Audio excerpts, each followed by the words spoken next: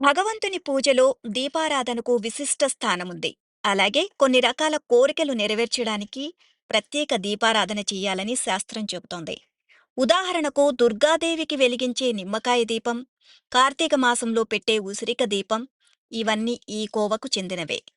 అలాగే మరో ప్రత్యేక దీపారాధన కూష్మాండ దీపం. కూష్మాండమంటే గుమ్మడికాయ. హిందూ సంప్రదాయం ప్రకారం కూష్మాండ దీపం అత్యంత శక్తివంతమైనది.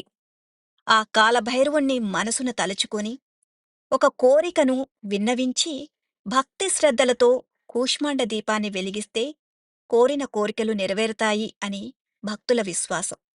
ఒక చిన్న గుమ్మడికాయ తీసుకొని దాన్ని అడ్డంగా కోసి, గింజలు తీసి, నేను వీడియోలో చూపించిన విధంగా నూనె పోసుకోవడానికి వీలుగా చేసుకోవాలి. ఆ తర్వాత 2 విస్తర్లు తీసుకొని, దానిని శుభ్రం చేసి, బియ్యం పిండితో ముగ్గు వేసి, పసుపు, కుంకుమ వేసి అలంకరించుకోవాలి.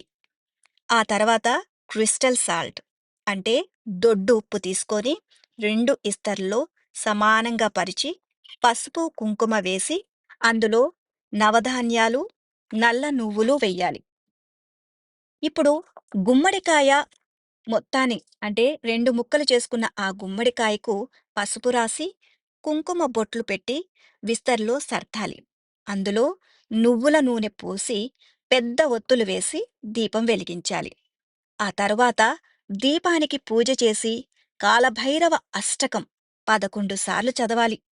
ఈ దీపాన్ని బహుళ అష్టమి రోజు లేదా అమావాస్య రోజున వెలిగిస్తే దృష్టి దోషం, నరఘోష, శని దోషం, ఆర్థిక సమస్యలు, ఇంట్లో నెగటివ్ ఎనర్జీ ఎక్కువగా ఉండడం, సంతానం వృద్ధిలోకి రావడం, ఇలాంటి క్లిష్ట సమస్య అంటే ఎటువంటి క్లిష్ట సమస్య అయినా వాటికి పరిష్కార మార్గం కూష్మాండ దీపం.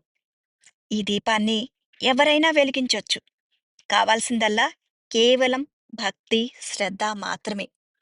ప్రతి ఒక్కరూ కూడా తమ కోరికలు నెరవేరాలి అని, ఎంత పెద్ద కష్టమైనా అది మన ముందుకు రాకూడదు అని, ఆ కాలభైరవుణ్ణి స్మరించుకొని, ఆయనకు నమస్కరించి ఈ కూష్మాండ దీపాన్ని వెలిగించండి.